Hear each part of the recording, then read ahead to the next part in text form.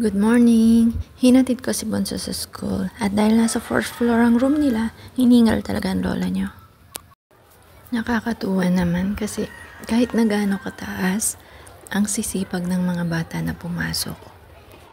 Habang naglalakad kami ni Bonso, tinanong ko siya, ihatid ba kita hanggang 4th floor? Sabi niya, sige po. Napasubo na ako.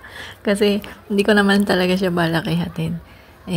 Kailangan ko rin makausap yung teacher niya kasi nga matagal siyang absent gawa nung kanyang karamdaman. So, inihatid ko na rin siya para makausap ko ng personal yung teacher. At ito nga, pagkatapos kong hingalin pataas at pababa, lakad naman ako. At habang naglalakad ako, iniisip ko na kung anong kakainin ko para makalimutan ko yung pagod ko. Nilagang may isang naisip ko, kaya lang wala pang luto. Kaya nilagang manina lang. Maya ulit. Bye!